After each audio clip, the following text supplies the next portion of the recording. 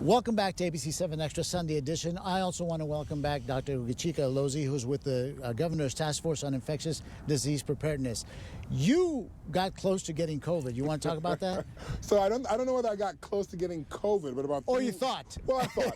About 3 weeks ago, I woke up with a temperature of about 102 initially, and you know what goes through your mind? I mean, I'm in the hospital. I have colleagues and friends that have gotten sick. I've had some that have died. Is, oh my God, I have COVID, right? And then it's the internal conversation of, I'm telling people not to get COVID, and then I have COVID. Luckily, what I had was strep throat. I have a history of having strep throat.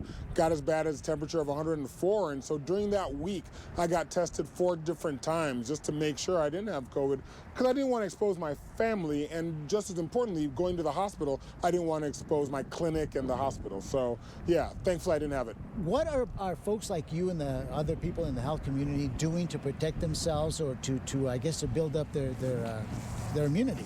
I think the biggest thing is this. Yeah. Right? And people downplay it, but this is one of the biggest things that you can do to protect yourself. Right? Just wear the mask.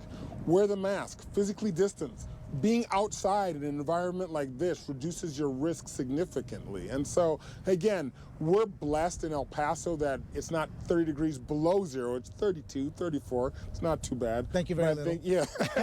I think it's all of those kind of things that we need to do. And again, you know, this has been a long year. I mean, 2020 will go down in our lifetimes as a year of, wow, how do we get through this?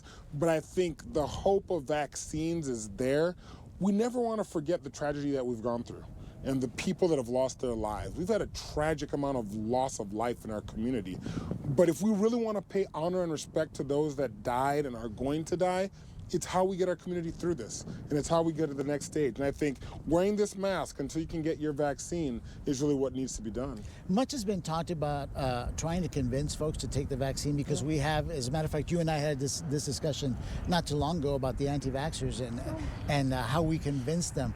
Do you think that perhaps right now, because vaccinations are happening across the pond in Britain, do you think that we will use that as a point of reference and say, look, it's working? As a matter of fact, one of the persons, the second person to get the vaccine over across the pond was a guy by the name of William Shakespeare. Yeah, William Shakespeare, I saw that. Will we be able to use that as a point of reference to see, hey, this is working, or maybe be an argument for the anti-vaxxers? Well, I think there are multiple frames of reference, right? We can take the fact that Britain has started ahead of us, and that's important, right? We can see that. I don't think the FDA is focused on that, right? The FDA is focused on the data.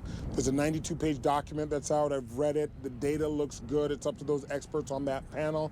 And at the end of the day, we need to look at how is it working in our community, in our country, right? Look at the data, focus on that data, and adjust as needed. If there are signals of things that we need to change, let's change.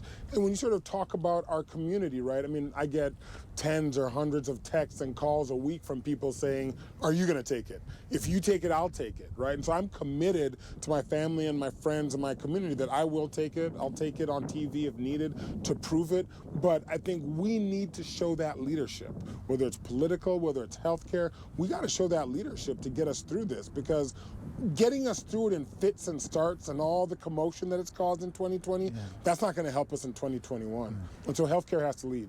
Sadly, COVID-19 has been pretty selective, especially with minorities, the African-American community, the Hispanic community, which has, you know, a whole bunch of underlying health conditions, such as high blood pressure and diabetics and whatnot. Since this is only a science, the vaccine is a science, would we expect for the vaccine to act differently on different communities?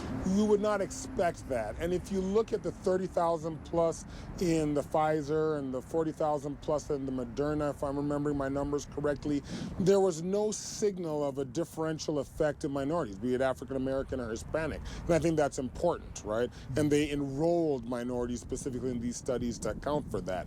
We don't expect the vaccine to be differently. It doesn't in flu, it doesn't in measles, Tdap, a host of other things. And so that's not my expectation. Okay. So what your final thoughts on this, on the fact that the vaccine is on its way, and what are your hopes? I'll say this. It's been a long year, and I'm tired. I think a lot of people are tired, not just here, but across the world. I'm just hopeful, right? I'm hopeful that this is our bridge out of COVID. I'm hopeful that this gets us onto a track where as a community we can come together around some of our differences. We still have a long way to go. right? December and January, and potentially into February, as we continue to lose lives, it's not going to look good. We need to pay respect to those lost lives by ensuring that our community takes this bridge, takes this approach to get vaccinated and get back to our lives potentially towards the end of 2021. Okay, Dr. Obichika-Lozzi, thank you so much for taking time to talk to us. I appreciate it. And thank you for watching. I'm Saul Saenz, and this has been ABC-7 Extra. Good night y buenas noches.